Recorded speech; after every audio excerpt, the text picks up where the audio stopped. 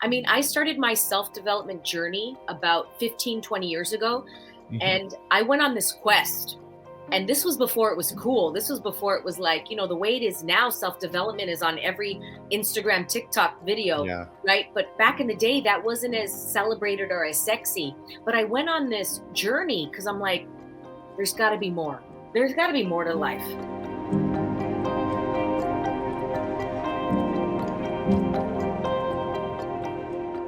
What's up, everybody? This is Anthony for a new episode of Your Brother's Podcast. Today, my guest is Joanna Vargas. Joanna helps female entrepreneurs scale their business with marketing and mindset. She's also the host of Get Up Girl podcast, and she's the owner and founder of Fit Factory Studio. Joanna, thank you for accepting my offer and welcome to the show. Thank you, Anthony, for having me. I'm really excited. I'm in Los Angeles right now, so let's jump right in so that all the Let's go. listeners get some really good nuggets and takeaways and actual tangible things that they can do. Awesome. I like that. So, Joanna, first of all, I would like to go back in time and tell me how you were as a child. Were you already interested in what you are doing right now as a business, or like were you a spontaneous kid, curious kid? How were you back then? When I was a young girl, I always felt different. I always felt like an alien, like I didn't fit in. And I did my best to try to fit in so deeply. And now, as an older woman, I'm like, I embrace how different I am. But ever since a young girl, I did have the entrepreneurial spirit. I was 6 years old when I had my first lemonade stand. And the Hmm. way I looked at my lemonade stand was very different than just making lemonade. I saw it from like this creative entrepreneurial standpoint. I'm like, how can we be different? So I got lemons and I cut them in little wedges. I added straws and I would cut the straws. And then here's the cool thing, Anthony. I had little cups. They were 1 ounce cups. Hmm. And so it was less lemonade to sell. And I sold them for 5 cents. And the reason I sold them for 5 cents, I knew this at 6 years old, was that I knew people were going to pay us more than 5 cents. So most people gave us $1, most people gave us 50 cents. But I knew if I put the lemonade for a quarter or 50 cents, they would just give us a quarter or 50 cents. But I'm like, no, we're Mm. going to have it less so that I can maximize profits and make more. So I always had that already as a mindset. And Wow. also, I was doing anything to make $1 out of 15 cents. As a very young girl, I would buy candies or I would have my mom buy them and then go into school and sell them for a quarter. I would trace little drawings and then I would make photocopies at the local photocopy center before you Mhm. can make them on a printer at home. And then I would sell them for a quarter so everybody can color in class. So I Wow. always had that. So I'm telling you this because if anybody listening has children that already have that like tenacity to create money, to think differently, oh my gosh, embrace that, especially now with social media and YouTube and the things that they can create. I mean, who knows what if I would have created if YouTube was around when in the 80s when I was a young girl. Hmm. Wow, that's quite unique. I think you're my first guest who had such early stage of entrepreneurship. Would you say like were your parents already modeling you were modeling your parents, or it came out of like real naturally from nowhere, from God? It was in my blood. It was from God. They Yeah. they were the 9 to 5ers. My dad, my dad, my mom, and my sister were all very logical thinkers. Very, you do A, B, C. And that's why I'm saying I felt like an alien. I never worked that way. I was very, very unique. And now I see it as a superpower, but I saw it as a wrongness when I was Mhm. young. Now I see it as a strongness that I'm so different and unique. And so I'm blessed on the tenacity that I had to continue to not follow that path because I could feel that I was jumping into their reality of, oh, I should be like they are. Oh, okay, I'll try. I Mm. tried so hard to be like they were, and it just didn't work out for me. So thank God that I didn't choose that path because it just Yeah. wasn't for me. Hmm. So when you came into high school, how did you blend with other kids? Were you already like the outlier, or did you have a group of friends that were also more creative or entrepreneur or into dance? Because we can speak about dance too. That's a great question. I mean, I had been dancing my whole life, so I got into the Mhm. dance team, and it was a prestigious dance team at my high school. And I got in at 13 years old. So I'm an eighth grader, and I got in, and that was like very big to get in. So being around those girls in that dance group leveled me up in high school. I mean, I learned so much about teamwork, about etiquette. I mean, all those types of things. So I was different in the aspect of like creativity and things like that, and the way that I learned in school.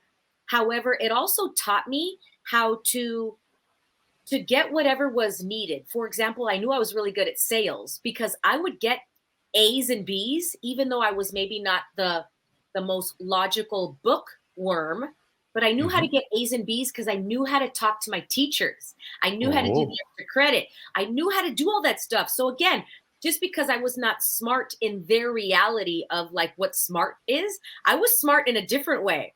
I knew how to work the system. I knew how to wow. talk and like go in early and bring donuts to the teachers and stand up and do the the speeches in front of class, where the other kids, like, they did not have that gift. So I used that gift to my advantage, but I didn't see it, Anthony, as a gift then. I see it now as a gift, but I Yeah. didn't then. I thought I was the wrong one. I thought I was the dumb one, when actually I'm like, God, I was pretty smart. I just was different than they were. So the line is very fine between genius and like feeling wrong or something is bad about me. When did you realize that you were actually great at something instead of judging yourself all the time? Ooh, great question. Probably about 6 or 7 years ago. I mean, I started my self development journey about 15, 20 years ago. Hmm. And I went on this quest. And this was before it was cool. This was before it was like, the way it is now, self development is on every Instagram, TikTok video, Yeah. right? But back in the day, that wasn't as celebrated or as sexy. But I went on this journey because I'm like, there's got to be more. There's got to be more to life, right? I didn't articulate it that way, but I knew there's got to be more. So I went literally on a journey. Okay, I'll go here. I went to Tony Robbins. Okay, that led me to this workshop, and then that workshop led me to another one. So I just kept searching. And then about 7 years ago, I went on this retreat. It was a women's retreat, and I started to learn about that I'm this and I'm that. I am all Hmm. of it. I'm not just one thing. So my whole entire life up until that moment, I had been taught to buy the lie that I had to be one thing. I Yeah. am smart, I'm not dumb. I am this, I'm not that. I have to be pretty, I can't be ugly. I have to be Hmm. smart, I can't be dumb. And then when I went to this retreat, she told us to take out a piece of paper. Now, this time, looking back at it, it seems so minuscule, but at that moment, it was huge for me. Take out a piece of paper, write a line down the center. And on the left side, write everything that you strive to be. So I wrote, smart, ambitious, successful, etc. Then on the right side, okay, so we did that for 10 minutes. Now, on the right side, write the complete opposite of the left. So if you wrote beautiful, write ugly. If you wrote successful, write failure, etc. Hmm. So then we go down the middle, and I'm not sure of what she's going to say yet. And then she says, okay, we're going to stand up each person, and you're going to say out loud and declare it, I am successful and I'm a failure.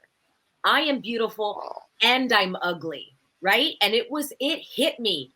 I Oof. mean, every woman there, I think, kind of got it, but for me, I got it. She said that for me because my entire life, I was so striving not to be the right side. So striving, because then she said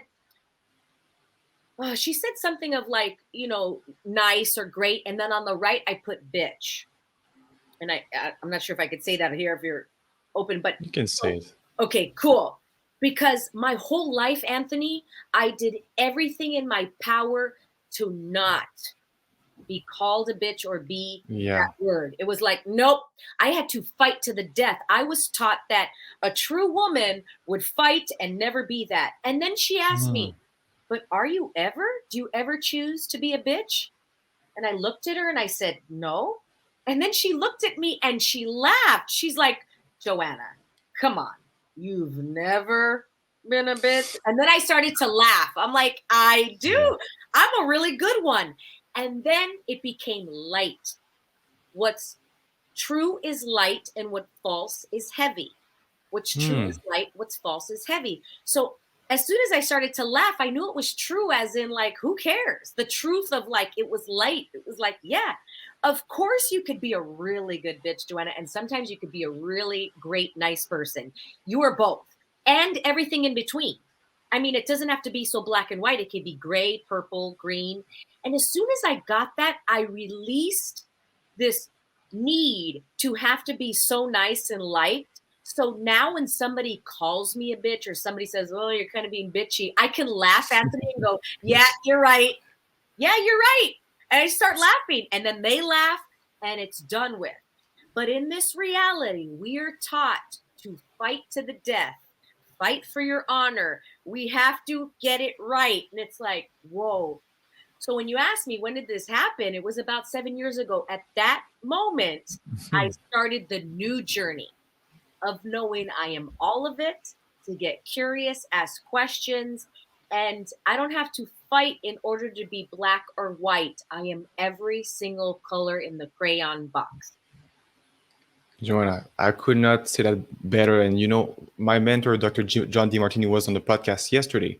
We didn't Wow. cover this topic yesterday, but in his principles in the universal laws, he speaks a lot about human being all traits at any given time in your life. You will express and repress traits in balance, always in equanimity, positive, negative, support, challenge, kind, cruel, all that stuff. And you just said that it's so true. And people are trying to be positive all the time. They're trying to be, oh, but I'm Yes. just going to be nice. I don't want any conflict. I don't want any trouble.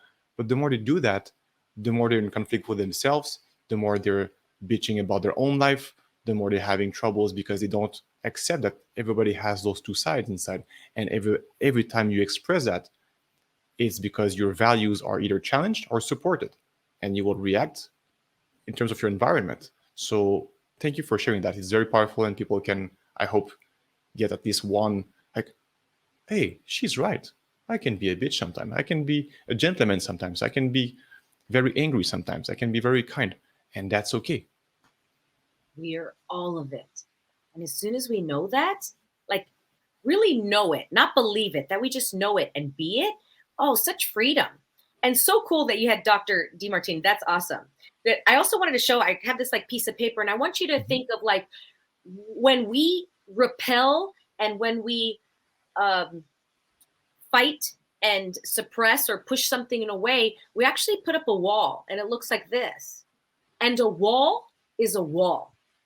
I mean, I've never seen a wall, Anthony, that's like, this is a brick wall, but it lets in love and it only pushes out hate. No, a wall is a wall. A wall will push out love and it'll push out hate. A wall will push out niceness and it'll push out grumpiness. I mean, a wall is a wall. Yeah. So as soon as we bring our walls down, then we can receive all of it and we can be all of it. But we're taught that we have to protect ourselves, that we have to have walls and barriers. Now, I'm not saying not to have that you're a doormat. That is not what I'm saying. You are not a doormat. You could still have preferences and say, this doesn't work for me. This is what I would like. But a wall is a wall. And like you said, as soon as we repel something, it can create a life of more, like, more, I'm trying to think of the words, but when you're fighting against something, you're going like this. Clash, clash. Total clashing. Yes, thank you for the word. Yeah, and that's what I felt for so many years. That was the what's next in life? What's next? And as soon as I just let that go, I'm like, wow, it's actually more easeful in life. Now, it's not easy. Life ain't easy, but it's much more easeful, right? Hmm. And so I think that's what I see that I was striving for easy.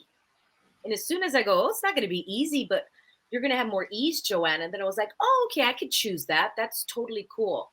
But I was Yeah. looking for easy. I was looking for, I'm never going to be sad again. Like you said, I'm always trying to be happy and positive all the time. No, Yeah. Most sometimes depressed you gotta people, suck, right? the most depressed people are trying to be positive all the time. Yeah, let's be positive. I'm like, no, sometimes I want to punch you in your face. Yeah, Yeah. sometimes life sucks, right? Yeah. So yeah, I was that person before. I was from the metaphysical world, Anthony, of like everything had to be wonderful and grand and butterflies. Unicorns and rainbows, marshmallows. Because if I look at the bad stuff, then I'm going to get more of it. Now, I totally get what you focus on expands, but it's like, okay, I see it. Now, what would I like to choose? I see it. Now, what would I like to choose? But rather than I don't see it, it doesn't exist. And then that's naivety. Yeah, absolutely. You know, I'm curious if you go, so high school was like this, and then you had this epiphany maybe later down the road, but was there a point in the middle that you could just be okay with yourself before knowing about this duality stuff? That you maybe you were in your career, maybe when you started your own business, and you could just be okay with being more assertive as a woman, more powerful, and being in a leadership role? Because I know maybe not, and maybe my audience is, I don't know, would be 50-50 or maybe more male than female, but you as a female entrepreneur with good leadership, good skills, how did you feel back then when you were starting out as a startup? Ooh, I haven't revisited this in a while, but you know what? For me personally, I faked it. It was a lot of faking. It was a pretend I'm strong. Yeah. Even before hashtags, but I was hashtag boss babe. Even before it was there, but it was so fake. It was so fake, Anthony, but it worked and it was required for that moment, if that makes sense. You know what I Yeah. mean? Like it worked for the person whom I was at that moment in my 20s. So I opened up my first brick and mortar at 24 years old, and I opened up a dance studio. And 24, when I look back, I'm like, dang, I see other 24-year-olds, and I'm like, man, I was young. I mean, Mm. I just talk about faked it. I had never taken a business class in my life. I dropped out of college. I was like, I was trying to be like everybody else, and then finally realizing, wait, I'm not like everybody else. And that's why I left college, and I left early. It wasn't like later. I'm like, I'm out of here. Yeah. And so to answer your question, it was a lot of pretending. And then it was a lot of walls up, Anthony. It was a lot of like, I don't need you energy. I got this energy. And it was that feminine energy with the penis on my forehead of the trying to be masculine. And I'm like walking around like this. I don't need you. You know, we all know those gals with that energy. I should have had a Oscar award-winning actress for that energy because I wore her well. And I really thought that that was a strong businesswoman. I thought in order to be a businesswoman, I need to be masculine. I need to show people that they're not hurting me. I need to show them that I'm superhuman. Mm-hmm. That's when I collapsed. And that's when my journey started of, wait, what else to life is there? Because I can't sustain this masculine energy. It's not me. It wasn't me, but I couldn't articulate that then. I just knew there was some kind of energetic need to shift and change. So I went to my first Tony Robbins, and then Mm-hmm. it led to many different workshops. I've invested a lot of money. I do want to talk about that. I've probably invested $250,000, so Mm-hmm. $250,000 on my mindset. And I see people yearning or wanting that mindset of like, Joanna, how are you able to get back up? How are you able to do that? I hear that question a lot. And I'm like, Yeah. I went to work. It's like asking Anthony, a doctor, let's say a Mm-hmm. surgeon that is, they know how to do open heart surgery. And we go to the surgeon and ask them, how did you learn how to do open heart surgery? Teach me. I want to learn. And the surgeon Teach me says, now. yeah, I went to a lot of years of school. I went to undergrad, I went to grad school, I went to medical school, then I went to surgeon school. I mean, it's whatever. But we just go, oh, they went to school. But we don't ask people that their mind is so developed. We don't assume that they went to school for their mind. So I went to school, but just not the traditional school. I've had so many coaches and workshops and retreats and seminars and masterminds that would blow your freaking mind. Yeah. And when I tell people, they're like, $250,000. I'm like, yes, yes, this And more brain, to come. yeah, more to come, is badass. This brain is worth a Mm-hmm. lot of money, is worth as much as a surgeon's brain. But in this reality, Anthony, at least in my point of view, I haven't noticed that that is celebrated as much as a surgeon or a doctor or an attorney that Yeah. spend hundreds of thousands on school. But they're like, oh, you spent that? Well, I don't know. I want it for free. I want free podcasts. Hmm. I want free Instagram. I want Yeah. all the coaches to give it to me for free. I shouldn't have to pay. Or I'll pay that course for $29 and then that's going to change my life. And it didn't change my life, so F it, it doesn't work. Wait, Money back guarantee, 60 days, just in case. I want the money back. Not satisfied. Right, Anthony? And it's like, gosh, you want to change your life for $29? Maybe that's the start. Let me Maybe try it. and then you go on to the next, but like, come on, let's get real. Put your money where your mouth is. And that's how you really get back up and change your. I mean, you don't have to. What else is required? You don't have to spend money. I don't want people to make themselves wrong for wanting the free stuff. This is not about that, but I'm just telling you my experience. Yeah. You know what I like about what you just said is I think people who don't value themselves, like they will not invest in books and seminars and everything. And I will generalize, but I think if you don't invest in yourself, in your brain, in your mind, in your potential, in your skills, then why the world would invest in you back? I really don't know why. For me, it's the basic. And you know what? What is funny? I'm a coach, and I was maybe hypocrite for a while because I didn't have any coach, and now I have mentors and coaches. But back then, I was like, I'm coaching people, but I don't hire anybody as a private coach for myself.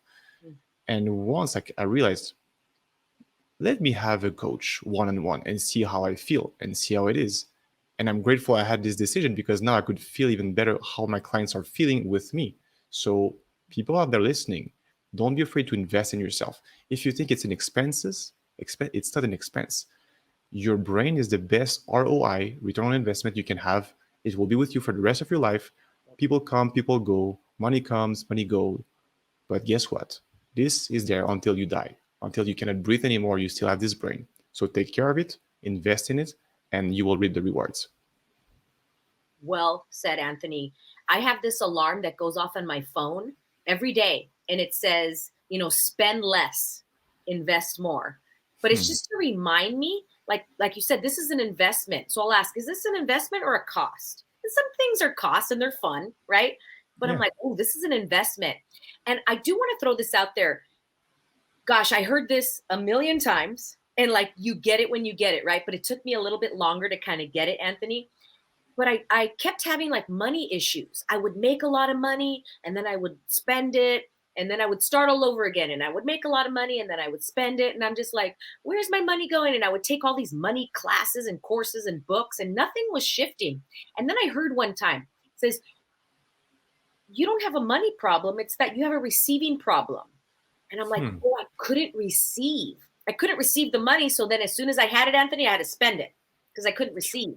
So I went on a receiving journey. Like, how can I receive more? So the first thing I did was, starting January 1st of this year, I've heard it for years and I finally started it.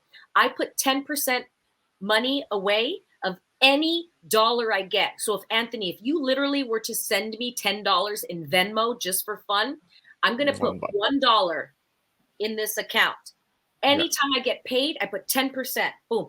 The moment it lands in my account and I get that email, I go into my savings, whatever investment account, and I move 10% over. And the act of paying me first, and I don't use that money, Anthony. It's the ability to be able to receive and have the money. Because I could make it. That was easy. But can I have the money? So now it's there. It's growing, it's investing, and it's just there. And let me tell you, Anthony, my money problems, I have never made so much money.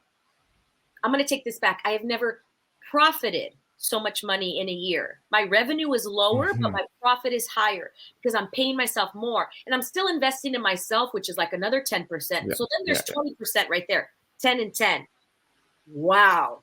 But it took me how many years to like start doing it? And I'm like, oh, they're doing the 10%. I don't need to do that. I'm different. No, you know what I mean? And then finally I'm like, I'm going to do this. January 1st, I made the demand of myself. I made the declaration. I'm going to do the $1. And now it's actually fun. Anthony, it is fun to move that 1% over. I get excited to log in and move Yeah. it over. So whomever is listening and needed to hear that message, this one's for you. 10% away.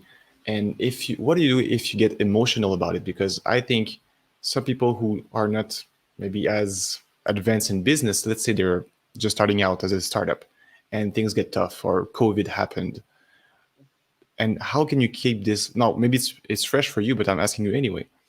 If this 10% is there, how to convince yourself that this 10% should remain for savings and investments and not used for emergency? Great question. And I'm going to go with use your awareness. Mm-hmm. And a lot of people ask me, how do you live so with ease? Like, how do things not bother you, so to speak? Things bother me. Oh, they bother me, but how can I move through them? And I always say it's when I ask questions. So when we ask questions, we get awareness. And awareness is when we have the knowing of what to choose. And so when we have that awareness, you can ask a question and go, hey, if I choose to use this money to pay my rent, will that create more? Or if I choose to save this money and not, the money will come somewhere else, will that create more? But we are taught, Anthony, to have the answers. Like we're supposed to know, we're supposed Yeah. to not know, we're supposed to just have the concrete conclusion answers. So that question about the money, what if I get nervous? Is that a question or is that a conclusion? And that's what Mm-hmm. I would ask somebody. I'm like, okay, that's a conclusion that the money needs to come over here. The money needs to go over there. What if you were to ask a question? And as soon as you ask a question, you get curious and then you get a better awareness of what is required for that money. And I know that's a whole different thing of what we're talking about, but that's what I do. How important is your environment, social circle, when you have this abundance mindset and you know you can manifest money and save money and invest? How specific are you in selecting people around you? Are you quite liberal that you let people from high school be around you, or you're quite selective? Who are my friends, my family? It's my blood, but do you keep relationship very tied to how they think, their levels of consciousness? Um, I love this idea because before, when I was in that metaphysical world, what I did was I cut off a lot of people Mm-hmm. because I thought they're not on my vibration. They're going to mess me up, so to speak, and I can't be around them. And what that was doing, Anthony, was putting up a wall. Mm-hmm. There you go. So I put up a wall to them because they're less than, and I'm more than. And I'm like, Mm-hmm. what if they are just themselves and I am just myself? And so I went on this, I am still getting it of how can I be with them without them getting me off my track? Mm-hmm. And in my awareness, in my consciousness, in having more consciousness, I will have awareness of if being with them or hanging out with them will create more for me or decay. Will it create my future or decay my future? So I can ask a question.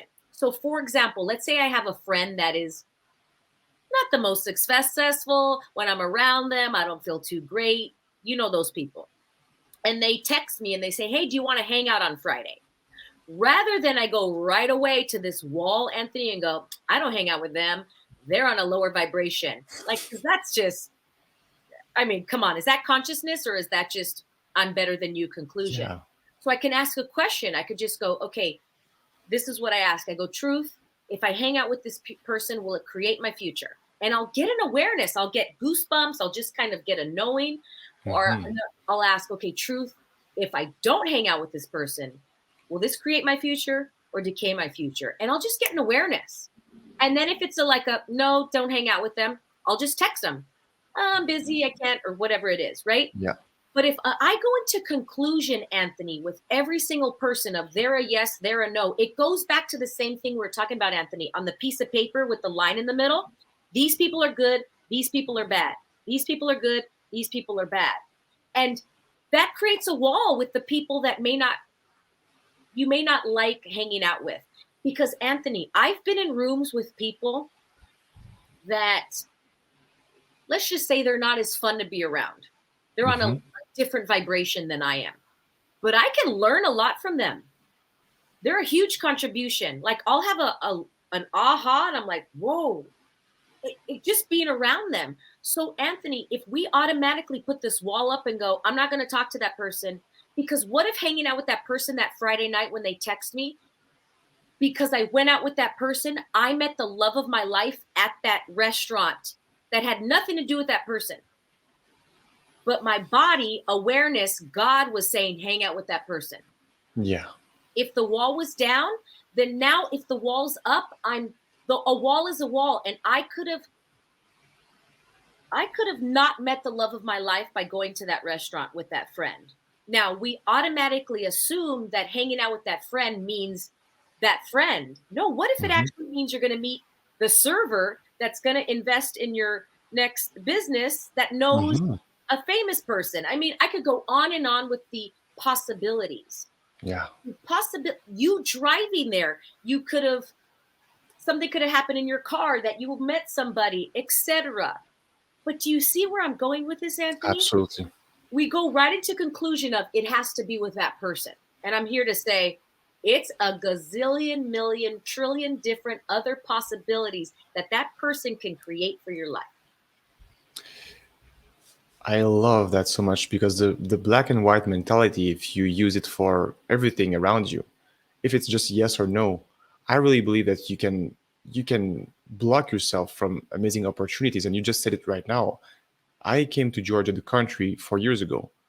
I had this conviction in my heart. It was the best thing for me to do. I had a vision to come here. I had this vision. I'm going to marry this girl, my wife, my actual wife right now. Many people said, Anthony, you're crazy. You don't know her. It's way too fast. Don't get married. But I just listened to my gut the whole time. I'd say my gut, my soul, my intuition, whatever you want to call it. I just had this physical feeling and certainty. There was no way it would not happen, even with the downsides, even with the challenges. So if you have these situations that you feel, well, maybe these people are making only 20,000 a year, but it's Sunday afternoon and I really feel like I want to go there. You go there, and you really never know. Exactly like you just said, you never know what is in store for you if you allow yourself to open the door of your house, get out, and go in the real world. Especially nowadays, it's so easy to get stuck in the house. And thanks to COVID, we got really used to that, to get stuck at home and do computer, phone, and just be in isolation. The real world is so big and out there. Go and enjoy yourself and make business and make friends and everything. That's my opinion. Yeah, our awareness, Anthony, is only good for a small amount of time. But when we're in conclusion, we create a like, I'm going to call it decision versus choice. A decision is more like concrete forever. I'm going to decide, and it's like till death Hmm. do you part energy. It's like forever and ever. And what if a choice is just good for like this amount of time, and then you make Yeah. another choice, and you make another choice. So when you have those friends that we cut off, we make a decision of like, I'm never going to talk to that person because they're on a different vibration. What if you just go on choice and go, I don't really enjoy hanging out with them. But if you keep going like this, like just like this every single time when they ask you to hang out, and you just check in, will this create more or decay more? But if we go in with our conclusions of it has to be with that person, then we're going to get the awareness of no. And that's not awareness, that's just a point of view. But if you really just open, you're going to know that it's something different. Because let's say, for example, Anthony, you had the awareness to move to XYZ country, Hmm. but you move there and it's awful. I mean, you just hate Yeah. it, right? Let's Possible. just like, you're like, oh my God. And everybody's like, I told you so. However, when you're there, you like, yeah, meet the love of your life, or you met somebody that led you to somebody else, and then you end up moving. So you might use your brain to go, yep, I made the wrong choice. It's never a wrong choice. It was a Hmm. choice that created more. It maybe wasn't fun when you were in it, but it created more for your life. And that's where the magic is when I tell people. I go, every choice that I make, that I'm asking, is this going to create more? I know that it's going to create more, even though it feels like bleh. So Yeah. people go, no, it feels blah. So I made the wrong choice. It ain't wrong. Trust me, there's something there. Woo! And are you willing to get curious and ask questions? Like when I'm in the muck, Anthony, and it sucks. You know those moments of like, well, life sucks. You're just like, God, why? That why moment. I asked, yeah, please, the crap, get me out of here. I asked the question. This is one of my favorite questions. What is so right about this right now that I can't see? What is right about this right Interesting. now that I can't see?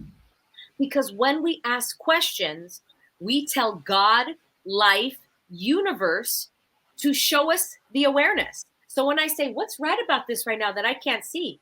God says, oh, you want to see? I'll show you. Oh, what's right Mm. about this? Oh, I'll show you. What's right about this? I'll show you. What's right about this? I'll show you. I'll show you. Think of God, life, universe as our parent, right? And our parent wants to always give us. Like when we asked our parents that questions, they wanted to give us, even though they maybe couldn't, but they wanted to. So Yeah. God, life, universe is like, oh, I want to show you how it gets better. But if you're like, why, God, does this suck? God says, okay, I'm going to show you why it sucks. I'm going to give you more Exactly. why it sucks. Why More it of sucks. why. Rather than, why is this right? Why is this right? Because I can't see. And you get truly curious and you don't answer the question, because when you answer the question, you limit the possibilities. Human perspective. Human perspective. Yes, our brain can only answer thus far from our past life. And here's a cup, Mm. and you just cap it. Yeah. Another favorite question of mine is, what else is possible? What else is possible for my business that I've never seen? What else is possible for my life that I can't see right now? What else is possible for this podcast that I've never ever imagined? What else is possible for my love life that I've never ever imagined? Like, what else is possible? Because we can That's only think beautiful. of this many possibilities, right, Anthony? Of, Yeah. well, this can happen, this can happen, this can happen, this can happen. But what if there's infinite that you can never, ever, ever, ever, ever, ever, ever see? If we were here for 1,000,000 years and we wrote down 1,000,000 things, we still couldn't come up with that. Though that's what I want to know. This is amazing. What comes out for me when you speak about that, I have a analogy. It's based on my real life, but you will see why I'm going with that.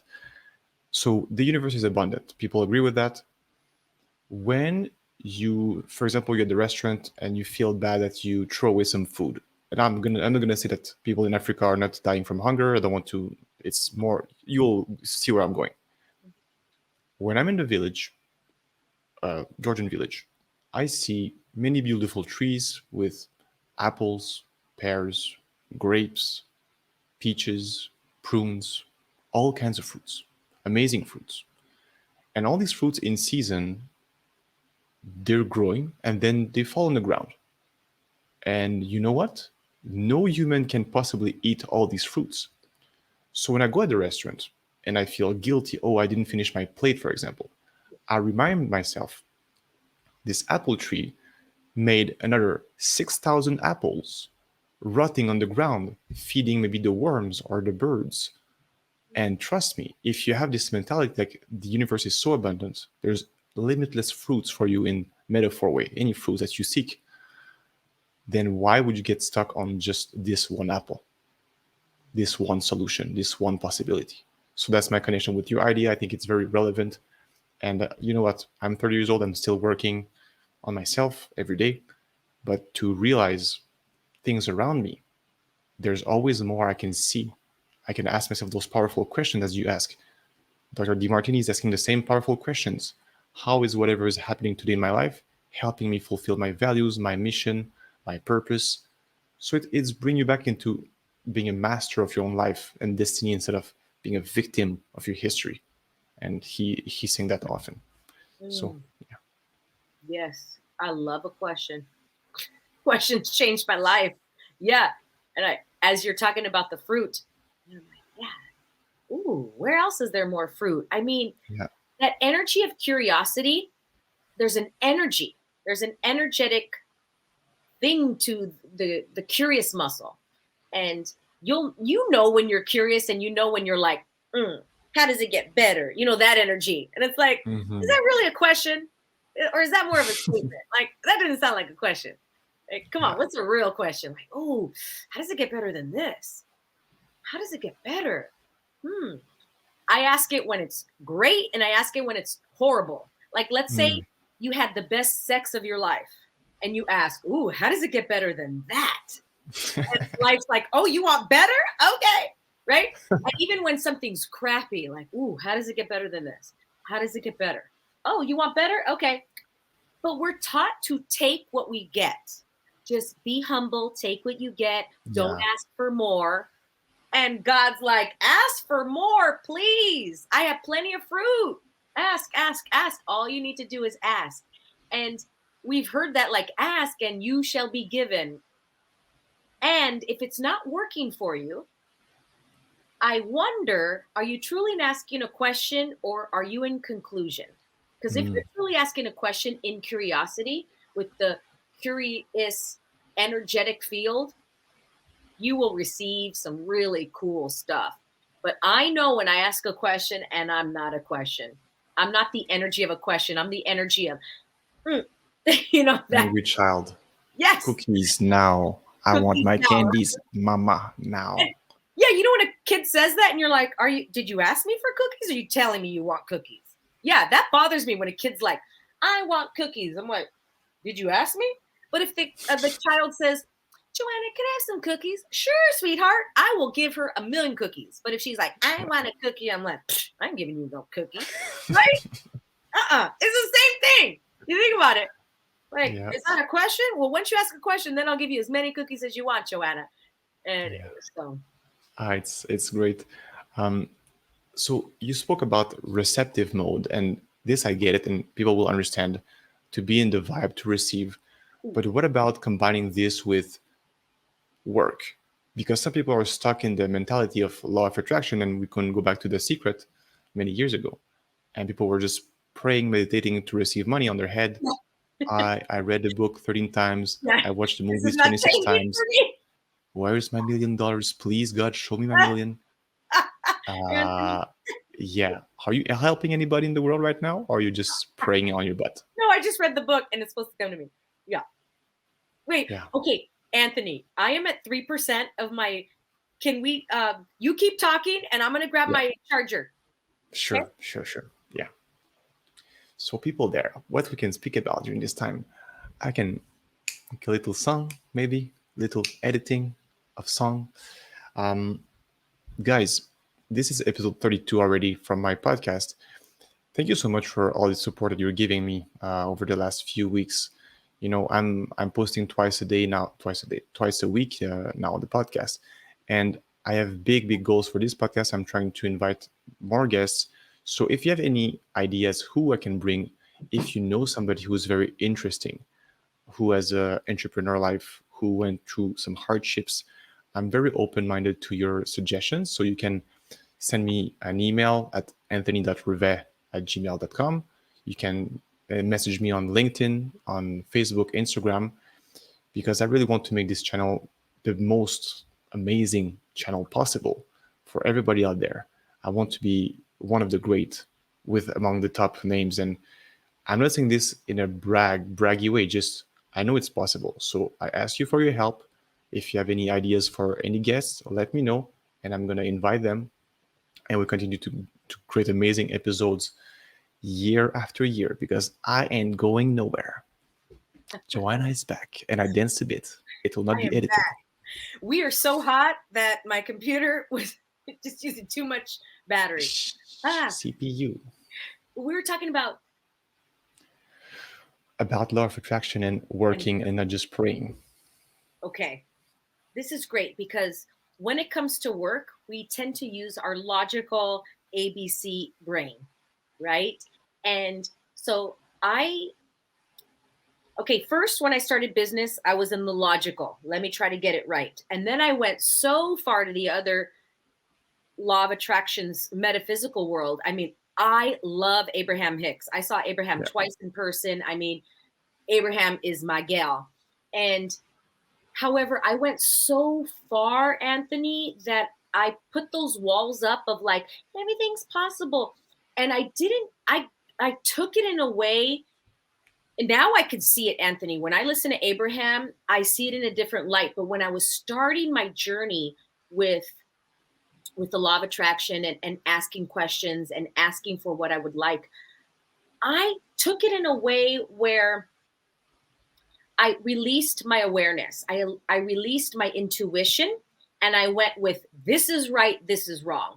Law of attraction is right. People that do logical are wrong.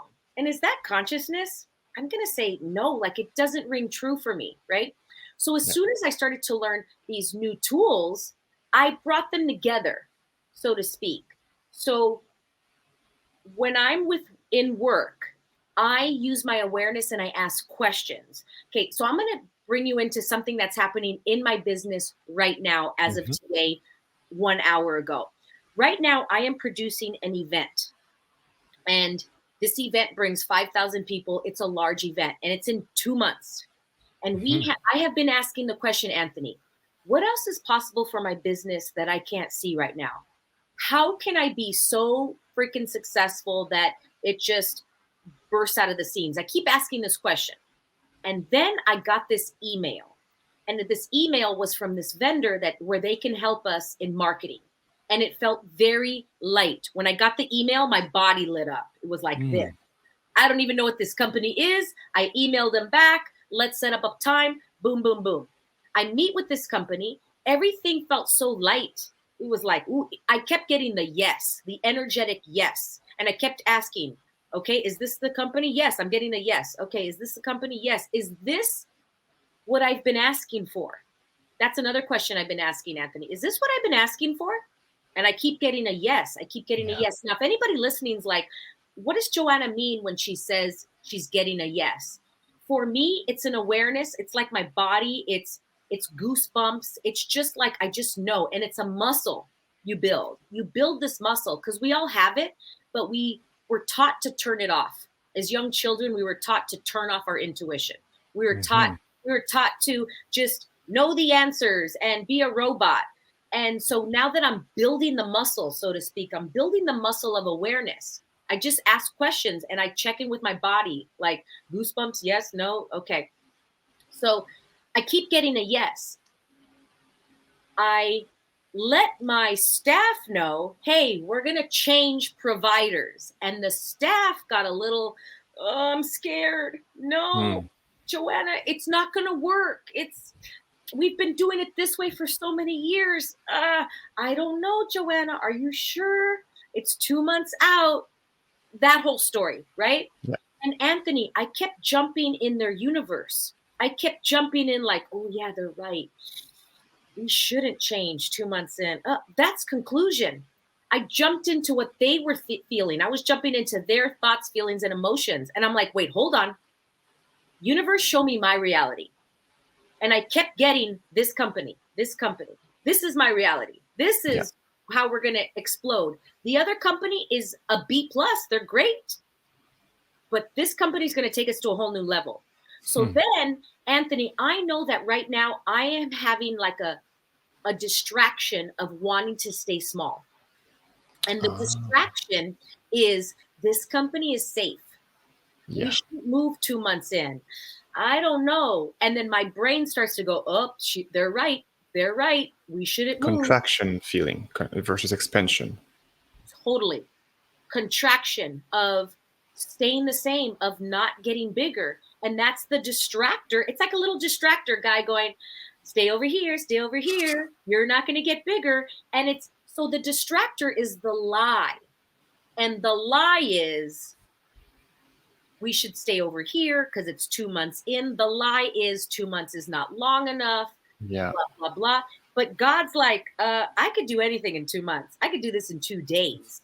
I can move mountains. Do you want it? Yes or no? Godspeed. Yeah. But I'm like, no, we have to stay over here. So I share that story because I'm in it right now.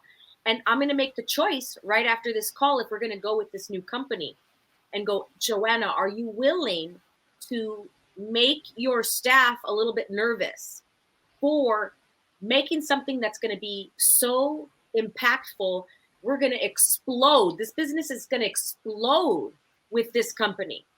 And are you willing to do that? And are you willing to follow the signs?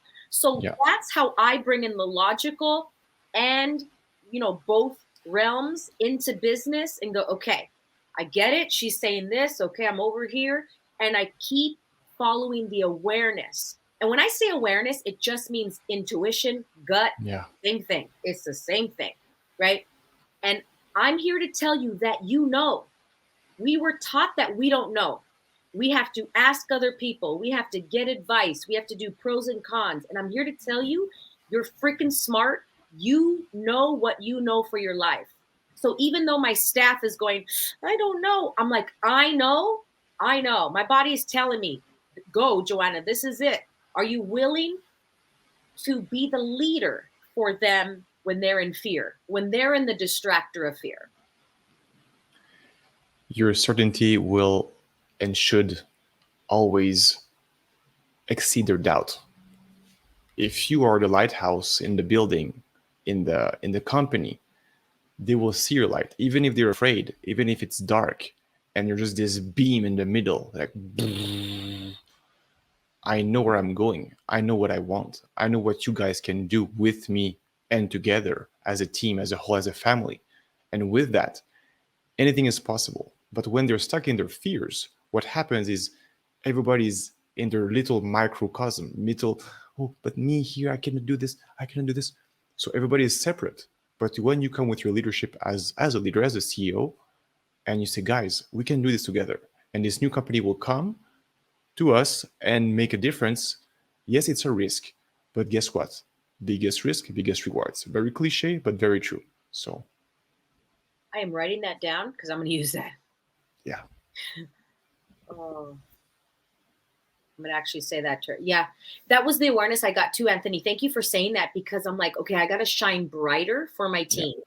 I'm going to shine brighter. That lighthouse that you said, I'm going to shine brighter. And there was a light that just came in. I'm trying to make it an effect. The you lighthouse. did that. I was like, wow. Joanna, lead the company. This is Gandalf the Great, the White. I'm gonna remember that. I'm gonna see that picture of you with that light as I. Yeah, we can frame it in your office if you want. Like this for the rest of eternity. Okay.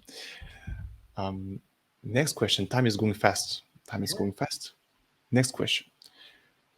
How did you develop your leadership when you were not in a position of leadership yet? Was it natural, intuitive, again, just awareness, or you had something else that built you from adversity, for example? I would say it was two things. One was practice. From when I was in a dance team, like I told you in high school, I was the captain, then I was the president of the club. I was always that person that was always in charge. When I was in my sorority in college, I was in a leadership position. So it was with practice. So if you want to increase your leadership skills, jump in and practice. If you're in the PTA, anything, and somebody asks you, hey, who would like to lead this group? Raise your hand, because you're like, every time you raise your hand to go, okay, I'll help lead, I'll jump in this committee, you're practicing your leadership. So that was one of them. I practice. The second thing is I studied. Let's go back to when we talked about school and studied. I read so many books of leadership, and I also had my team read the leadership books together. Anthony, we would read books and do book clubs with my team. Yeah. We would discuss the leadership book, at our team meeting every Monday, right? Or, okay, everybody, we're going to read chapter 1 this week. Okay, next week we're reading this chapter. We're going to discuss it. And then Anthony's going to lead us in a discussion. So now you show up and you're like, oh, I got to be ready. That's how I led the team. Yeah. Yeah. And you give responsibility. Yes. And I let the team know, like, hey, I'm here learning with you just as much as we're all learning together. I'm learning to be a better leader as well. And one thing with being a leader that I noticed is that I take time to listen, where before I was very reactive. And I was very defensive in my younger leadership skills, because I thought I have to defend my honor. When we were talking about being a bitch earlier, like I have to defend. And so now when any employee or teammate says something, I just listen.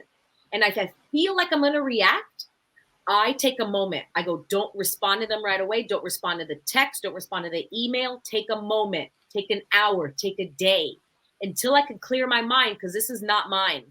And then when I can come back, now sometimes, Anthony, it's required for me to say something that's like, because I'm feeling this energy right now and I need to say it now. And sometimes I'm like, if I say something right now, will this create the future or decay the future? Nope, I'm going to wait. So I check in again. I ask a question. Yeah. Sometimes I get a, nope, Joanna, don't you dare send anything. Got it. Noted. I ain't going to send nothing. I'll get those goosebumps again of like, nope. It's because they can't hear it right now. The person on the receiving end can't hear it. Right? Or I'll get an awareness of like, nope, it's going to get worse, or etc. Or I'll get an awareness, Anthony, of like, say this because they can hear it right now. They can hear it, right? Somebody listening to this podcast right now may turn it off because they can't hear it, meaning like they can't energetically hear it yet. They're not ready. And somebody might totally get it. Like, oh my gosh, I get it. That one person that heard it and said, oh my gosh, my life was going like this. Then I took a right turn and I got it. I get it. Yeah. I get it. I think that's also good for love relationship.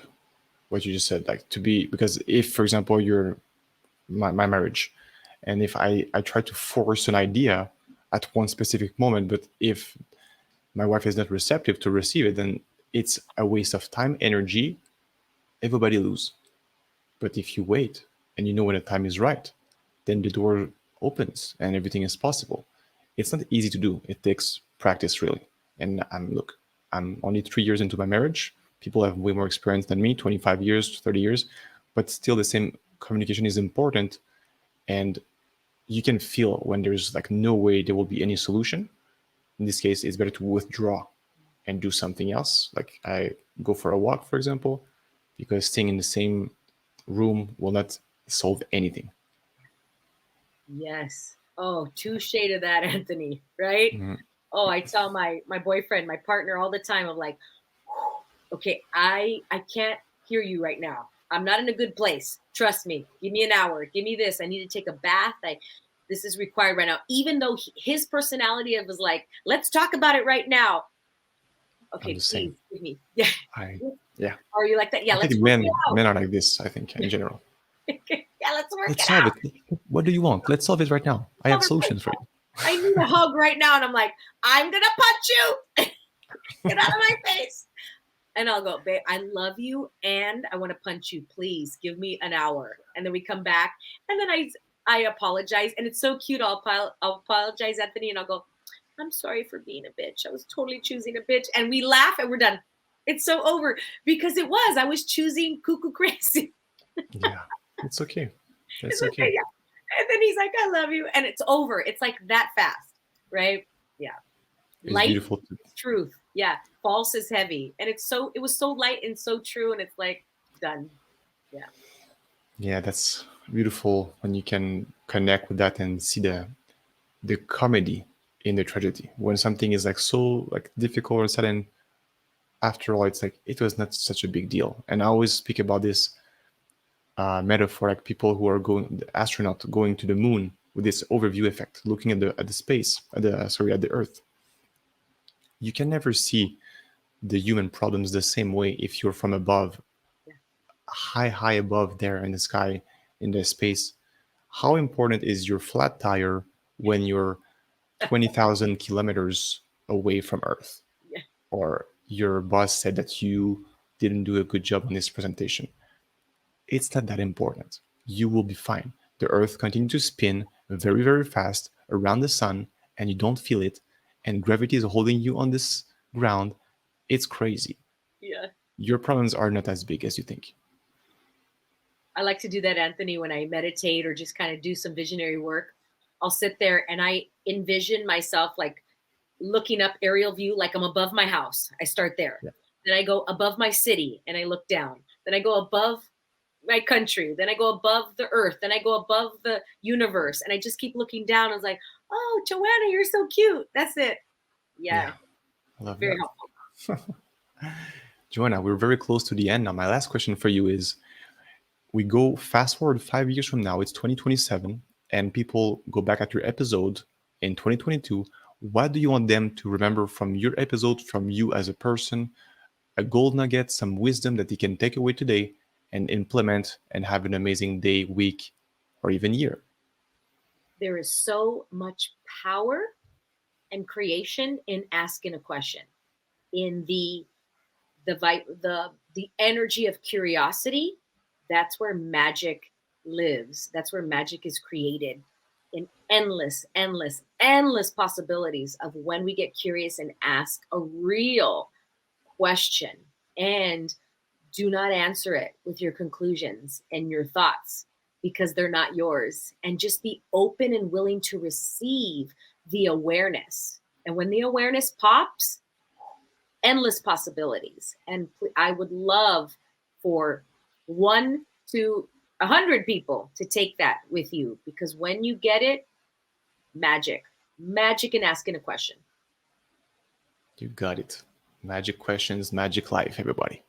Yeah. Joanna, thank you so much. How can we connect with you if we want to work with you, if we want to go to your dance events, buy your stuff, read your stuff? Tell us about you now. It's your self-promotion time, marketing time. Strut your stuff. You can listen to my podcast called The Get Up Girl, and I give tools of this nature that actually work, not just think positive, but actual tools that will help you create more for your life. And I live a lot on Instagram, and it's easy. It's Joanna Vargas Official. DM me there, and we can start the conversation. Awesome. Thank you so much, Joanna, for your time. Everybody on the show right now, I'm Anthony Rivest, your host for Your Brothers Podcast. You can follow me personally on LinkedIn, Facebook, Instagram, and Your Brothers Podcast is on YouTube, Apple, Spotify, and I will also open a Rumble account, which is a new platform that is about free speech, just in case YouTube decide to do something bad to me in the future. We never know. So thank you guys. And if you want to support me financially, there will be a Patreon link in the description. Please like, share, and subscribe. And I will see you next time. Joanna, thank you so much. Have a great day. Thank you, everybody. Bye. Okay, bye, everybody.